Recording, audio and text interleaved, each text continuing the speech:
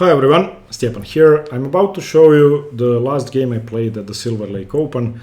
So far the hardest tournament psychologically I've ever played, and this is the game after which I told the arbiters not to pair me for the final round, which is something I've never done before in my life and I hope to never do again, but I was just too crushed. And since the tournament, I played two more tournaments immediately afterwards that went better, as you're going to see. We're finally moving on to better games, and I actually learned a ton from this game, and the most important thing for me is that I managed to come back psychologically from the abyss. Anyway, my opponent is rated 1700 on paper. In Parachin, the last of the three tournaments, he had a performance rating of about 2400. He is extremely strong. I mean, he's beaten several 2400 players in the games that I saw. Like I was watching him play, so he's really good. And I don't know what his actual rating should be, but it should definitely be at least FIDE Master Strength. That's no excuse. I got defeated because of my own mistakes, not that he did something great. I think in his shoes I would have punished my mistakes in the same way. So yeah. Okay, I played the Caro-Kann, and we went into the Karpov variation, which is my favorite, and I like to think that I know a lot about it. This game doesn't disprove that, because he chose something I've never seen before, and I'm not sure if he'd prepared it. If he had prepared it, then that's an extraordinary piece of preparation and an amazing idea, because I got confused. Okay, so he went for the knight g5 line, knight g2 f6. This is all mainline theory. If you want to know more about this, you can watch the video on the Karpov Caro-Kann. This is the main line. All of these moves are just the best moves. Pawn h6, knight e4, knight e4, queen e4, knight f6. Now he can choose between queen h4 and queen e2. He chose queen e2. Queen h4 is a bit riskier for both sides. I would play this Karpov move king e7, and this is the variation. I'm not going to get into this now. This is also theory. He chose queen e2, which is more common. I played queen c7, which is the most common move. Bishop d2, again the main move. b6, the main move. And here he surprised me with what is already a slightly less common setup, with an early c4. Now, compared to the main line with castles queenside, there are maybe 50 or so games played with this setup. The main line goes castles, bishop to b7, knight e5, castles, pawn to f4, king to b8, king to b1, c5, takes, and so on and so on. And it's double-edged, should be okay for black. I have a weakness on f7. If I manage to get rid of it, transfer my knight somewhere, defend my pawn, and then play f6, then I'm fine. But as I said, he played c4 straight away, which I knew. I was prepared for this, but I wasn't prepared for what happened later. So after c4, bishop b7, again, I'm going for the same setup. He castles queenside, I castle queenside, and king to b1. Bishop c3 is, I think, slightly more common here already, but he played king b1, which is definitely one of the main moves. You want to play both moves anyway. And I went c5. And here I was actually happy to have reached this position, because I was looking at it maybe a month or so before the tournament, because there are many tricks in the Karpov Caro-Kann, many pitfalls you can get into, and many dangers for black and for white, but more so for black. And here the position I knew was bishop to c3. Bishop c3 is every game ever played, and I'm going to show you the setup. I would just like to mention that this position was played in an interesting game between Spangenberg, Hugo Spangenberg, against Karpov. Karpov was black, and he actually got defeated. It was played in 1994. So check out that game if you're a Caro-Kann player, or if you play this against the Karpov. So Spangenberg, Hugo, Karpov, 1994. And I actually looked at that game. So anyway, I played c5, and here the way to play this for white, the best way to play this for white is bishop to c3, black plays king c8, white plays rook he1, rook he8, and now bishop to c2, and black takes on d4. And after knight takes on d4, black plays a6, preventing knight b5. I knew this position. I was prepared for this. It's dangerous, but it's dangerous for both sides. These bishops are not pointing towards my king. Mine aren't pointing towards his. His queen side is weak. His king side is weak. My king side is weak, and it's double-edged.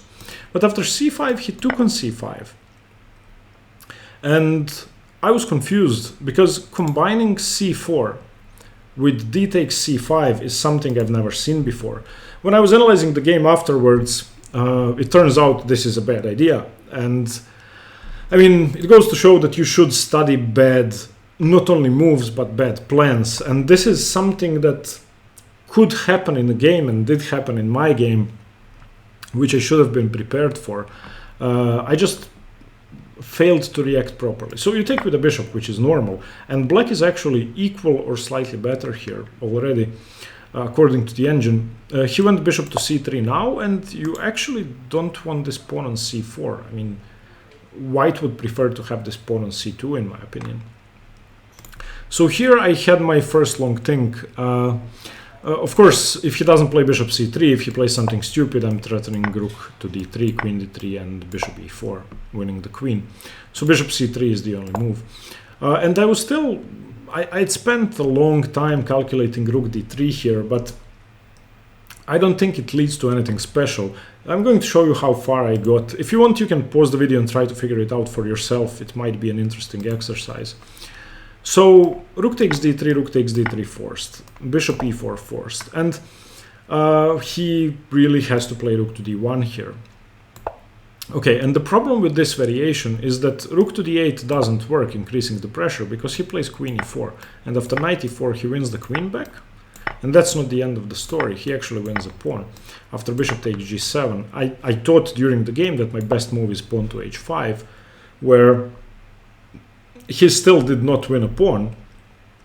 He won a pawn, but it seems that I can get it back, but he has this annoying move, knight to e5. And basically, after king e7, for example, this happens, and I give the pawn back.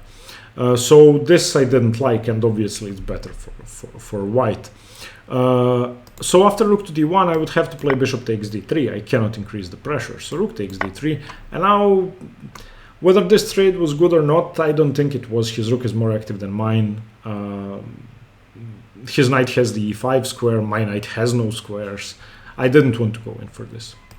So after bishop c3, I just played rook h to e8, which is normal. And his pawn is on c4, which was confusing. And I wanted to go for a normal plan of moving this knight away and then playing f6 to dislodge the knight from e5, and then play f6 and advance my pawns.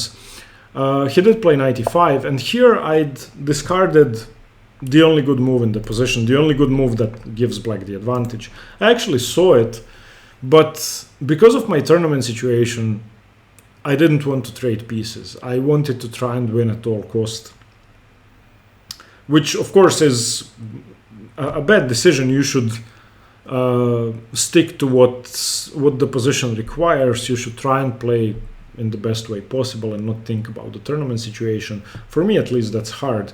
Hopefully it's going to change. So what I should have done is simply bishop to d4, trading off one of his good pieces and activating one of mine.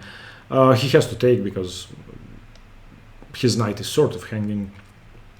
And also I'm threatening to double his b pawn. So if he does nothing, then I take on c3. If he moves the bishop away, I win the knight. So he would have to take on d4. Rook takes d4, bishop to c2. And now I could even take on g2, but I don't have to. I was calculating bishop to g2 actually, and I can get away with it. Because if he takes my rook, I take his rook. If he plays f3, then I just take on h1. He takes on d4, and I go rook to d8. We trade, queen takes d8, and he could play knight f7, for example, taking the pawn, and then attack my bishop, I attack the knight, or if he attacks my bishop, then I can attack the knight with queen to c7 and get away with it. But Probably I wouldn't have played bishop to g2 during the game had I gone for this variation, because I couldn't visualize everything. But after knight e5, I did not want to trade pieces, so I played a move that works in similar positions, but it doesn't work here. If you remember the setup I was showing you, this one in the main line where black plays king to b8, the pawn is still on c2, then rook h7, rook h to e8, and then rook to e7 defending the pawn, and then knight to d7 or to e8 is a very common way to play. Playing f6, pushing the knight away and continuing like that. So I wanted to go for something like that, something similar to that in this position. The problem here is that my king is still on c8, that his pawn is on c4, not on d4, and that makes a huge difference. So I played rook e7. And the problem with rook e7 is that it does nothing. I'm not allowed to move my knight. Why am I not allowed to move my knight? Because my e6 pawn is weak and my f7 pawn is weak, and my king is on c8.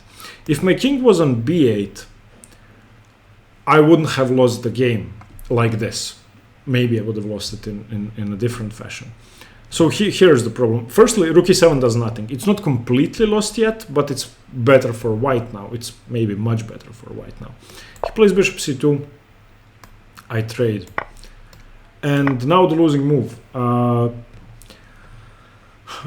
The worst part is I know the pattern of the tactic that he played.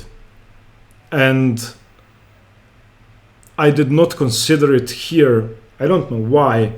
Maybe I was taking for granted, or maybe I was thinking of the position as if it didn't work and thinking that my king is on b8 and I'm playing a normal setup.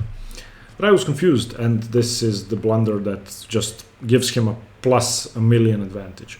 I played knight to e8, and after a minute's thought he took on f7. And I wanted to resign here. I didn't. I resigned 2 moves later. Of course, if I take the knight, then it's game over. My knight is hanging. Everything is hanging. My queen is hanging. He has rook d7. He has queen takes e8. If I play rook to d7, he takes on e8 and wins. So I cannot take. So I played knight d6. He took on d6. I took on d6. He played bishop e4, and I resigned. This is, of course, completely losing. There is absolutely nothing I can do to prevent additional loss of material. Not to mention that instead of bishop e4, I think he just could have taken on g7. Because if I take, then he can take here and then take the bishop. Because if I go rook d7, then bishop here. So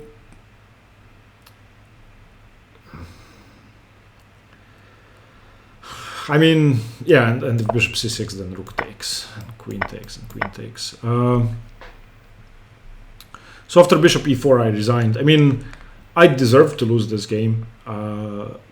It hurt so much that I don't think I will ever do something as stupid in the Karpov Caro-Kann, and it forced me to study the plans and study the setups way more and look at a lot more games in the variation. But yeah, if you're a Caro-Kann player, just keep note of this early c4, and also learn that after c5, if white doesn't play this normal setup with bishop to c3 but takes dc5, that you're better. And when the knight jumps into e5 and the bishop is on c3, just trade and you have an advantage. So round 8 of Silver Lake was the final round for me.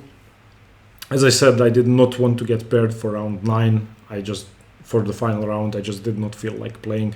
And I wanted the day's rest before Serbia Chess Open starts, which was starting 2 days from then. And I wanted to rest for a day and go into the next tournament fresh. Yeah, finally, I've covered all the games I didn't want to cover. Tomorrow we are continuing with something better. Thank you very much for watching. I hope you got something from this. I hope it wasn't too painful to watch this. Stay tuned for more chess. See you tomorrow. Bye bye.